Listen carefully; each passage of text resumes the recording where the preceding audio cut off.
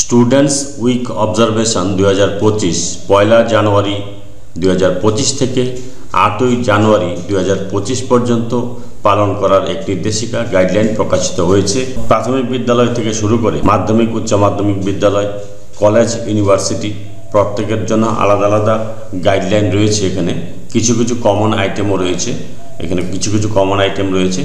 তো আমি এটা এখানে ইংলিশে দেওয়া রয়েছে, আমি এটা বাংলায় আপনাদের সাথে শেয়ার করছি বিষয়। দেখুন, observation of student week from 1/1/2025 to 8/1/2025। এখানে মেমো নাম্বারটা দেওয়া রয়েছে অর্ডারে, স্টুডেন্ট উইক 2025। পয়লা জানুয়ারি থেকে 8ই জানুয়ারি 2025 পর্যন্ত স্টুডেন্ট উইক অবজারভেশন এর গাইডলাইন। প্রতিটি স্কুল, এসএসকে, এমএসকে, কলেজ, শিক্ষা প্রতিষ্ঠান এবং বিশ্ববিদ্যালয়ে স্টুডেন্ট উইক অবজারভেশন করতে হবে। রাজ্য সরকারের বিভিন্ন স্কিমগুলো যেমন রয়েছে student credit card, Swami Vivekananda merit কাম স্কলারশিপ, ঐক্যশ্রী এবং পোস্ট ম্যাট্রিক স্কলারশিপ, পাঠ্য বই বিতরণ, চিফ মিনিস্টারের শুভেচ্ছা বার্তার মাধ্যমে, স্কুল এডুকেশন ডিপার্টমেন্টের দ্বারা বিভিন্ন কার্যক্রমে, কালচারাল অ্যাক্টিভিটির মাধ্যমে 8 দিন এই প্রোগ্রাম চলবে। তো এলিমেন্টারি লেভেলে কি কি কাজ করতে হবে, এখানে মূলত এলিমেন্টারি স্কুল ও হায়ার সেকেন্ডারি স্কুলে কি কি প্রোগ্রাম অ্যারেঞ্জ করতে হবে সেটা হচ্ছে প্রথমে কমিটি গঠন। এগুলো কিন্তু কমন।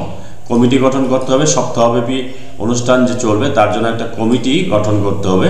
সপ্তাহব্যাপী অনুষ্ঠানকে যথাযথ উদযাপন করার জন্য একটা কমিটি তৈরি করতে হবে। স্কুল লেভেল স্তর পর্যন্ত স্কুল লেভেলে একটা কমিটি হবে, ডিস্ট্রিক্ট লেভেলে হবে এবং রাজ্য লেভেলে হবে। এইভাবে কমিটি তৈরি হবে। তারপর টেন্টেটিভ ডেট, কোন ডেটে কি কাজ করবেন। 31/12/2024 মধ্যে সমস্ত school, SSK, MSK, college, education institution, university পরিষ্কার ও স্যানিটেশন করতে হবে। স্কুলে অবজারভেশন শুরু হবে কবে থেকে? 1/1/25 থেকে 8/1/25 পর্যন্ত চলবে। প্রতিদিন 2 ঘন্টার হবে এই কার্যক্রম। 11টা থেকে 1টা পর্যন্ত চলবে। ওই এডুকেশনাল ইনস্টিটিউশনের কর্তৃপক্ষের সুবিধা অনুযায়ী শিডিউল করে নিতে পারে। স্কুল লেভেলে অবজারভেশনের প্রথম দিনে ওপেন এয়ার বা স্কুলের অ্যাসেম্বলি হলে একটি অ্যাসেম্বলি করবেন, যেখানে বিদ্যালয়ের প্রধান শিক্ষক নেতৃত্ব দেবেন।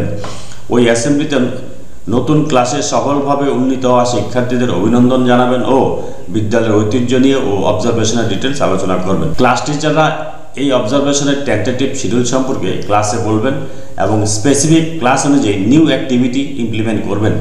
এছাড়া class teacher personal hygiene, sanitisation, hand washing এর গুরুত্ব সম্পর্কে বলবেন। অবজারভেশন এর প্রতিটি দিন ছাত্র, শিক্ষক উভয়ই জাতীয় সঙ্গীত গাওয়ার মাধ্যমে অনুষ্ঠানটি শেষ করবেন। মাননীয় মুখ্যমন্ত্রী দেওয়া শুভেচ্ছা বার্তা সহ বিদ্যালয়ে পাঠ্য বই ও খাতা শিক্ষার্থীদের মাঝে বিতরণ করবেন। 2 তারিখে কি রয়েছে? 2 তারিখে আপনাকে করতে হবে প্যারেন্ট টিচার মিটিং অনুষ্ঠিত হবে। স্টুডেন্ট উইক উদযাপনের সপ্তাহব্যাপী সময়সূচি ইমপ্লিমেন্ট নিয়ে আলোচনা হবে। এবার এখানে দেখুন, program at elementary level, school, MSK, SSK level. এটা হচ্ছে প্রাথমিক বিদ্যালয়, এমএসকে, এসএসকে যে কর্মসূচিগুলো নেবে সেগুলো এখানে বলা রয়েছে। এগুলো আপনারা একটু দেখে নেবেন কি কি আছে। আমি মাধ্যমিক এবং উচ্চ মাধ্যমিক স্তরে কি কি কর্মসূচি করতে হবে সেটা নিয়ে আলোচনা করছি। 1 তারিখ থেকে 8 তারিখ পর্যন্ত কোন ডেটে কি করবেন সাজিয়ে নেবেন। নিচে অবশ্য একটা তালিকা দেওয়া রয়েছে, আপনারা সেটাও ফলো করতে পারেন। এখন এটা program at secondary and higher secondary স্কুলে কি কাজ করবে, যেটা বলেছিলাম credit card, Swami Vivekananda merit cum mean scholarship, পাঠ্য বই বিতরণ, তারপরে মুখ্যমন্ত্রীর শুভেচ্ছা বার্তা এবং তারপর আপনার রয়েছে গ্র্যাজুয়েশন সেরিমনি দিয়ে হলুদ ব্যাকগ্রাউন্ডের মধ্যে যে অ্যাক্টিভিটিগুলো রয়েছে সেগুলো আপনাকে করতে হবে। গ্র্যাজুয়েশন সেরিমনি সার্টিফিকেট, প্রমোটেড ক্লাসের মার্কশিট বিতরণ, শিক্ষার্থীদের ফ্রি টেক্সট বুক ও খাতা বিতরণ, CWSN অর্থাৎ চাইল্ডহুড স্পেশাল নিড যারা রয়েছেন, বিশেষ চাহিদা সম্পন্ন শিশু, তাদের ব্রেল এবং লার্জ প্রিন্ট বুক বিতরণ। স্কুল প্রাঙ্গণে উপকরণ প্রদর্শন যেগুলো আপনারা করতে পারেন, আবৃত্তি, গান, নৃত্য পরিবেশন, একক নাটক, নৃত্যনাট্য, যন্ত্রসঙ্গীত ইত্যাদি সাংস্কৃতিক অনুষ্ঠান আয়োজন করতে পারেন। কুইজ, বিতর্ক, বক্তৃতা সভার আয়োজন করতে পারেন। পড়ার অভ্যাসকে উৎসাহিত করা ও দল তৈরি করে ছাত্রছাত্রীদের নিজেদের লেখা বা সমবয়সী ছাত্রদের লেখা কোনো গল্প পড়া। মিট দ্য আইকন এর মতো অনুষ্ঠানের আয়োজন করা, যেখানে এলাকার বিখ্যাত আইকনিক ব্যক্তিদের ছাত্রদের সাথে ইন্টারাকশনের জন্য আমন্ত্রণ জানানো যেতে পারে। Student credit card, Swami Vivekananda merit comes means scholarship, Aikyashree, pre এবং পোস্ট ম্যাট্রিক স্কলারশিপ, অ্যাওয়ারনেস কাম হেল্প ডেস্কের আয়োজন করা। NVA ন্যাশনাল বিদ্যালয় অভিযান সম্পর্কে অ্যাক্টিভিটি নিয়ে আলোচনা করা। এছাড়া আপনারা স্বাস্থ্য শিবির, হেলথ ক্যাম্পের আয়োজন করতে পারেন। তারপর কন্যাশ্রী অনলাইন পোর্টালের কন্যাশ্রী সুবিধাভোগীদের রেজিস্ট্রেশন, আপডেশন এবং রিনিউয়াল এবং আউট অফ স্কুল চিলড্রেনের এনরোলমেন্টের জন্য শিক্ষা বন্ধুদের হাউস টু হাউস ভিজিট, স্টুডেন্টদের বিভিন্ন হাতের কাজের প্রদর্শনী এগুলোর ব্যবস্থা করতে পারেন। Reading, writing, math, story telling প্রতিযোগিতা করতে পারেন। টিচারদের বিভিন্ন ওয়ার্কশপ হতে পারে, ভ্রমণ স্থান সম্পর্কে স্টুডেন্টদের বলা, ফুড ফেস্টিভ্যাল, টিচারদের টিএলএম তৈরি করা। এছাড়া কো কারিকুলার অ্যাক্টিভিটির মধ্যে রয়েছে স্লোগান, পোস্টার তৈরি, চারা গাছ রোপণ, বিতর্ক, আবৃত্তি প্রতিযোগিতায়, কুইজ প্রতিযোগিতা, নেচার স্টাডি, পাড়াকে জানা। Synopsis of student week 2025। এরপর ডে ওয়াইজ আমি একটি শিডিউল করে দিলাম।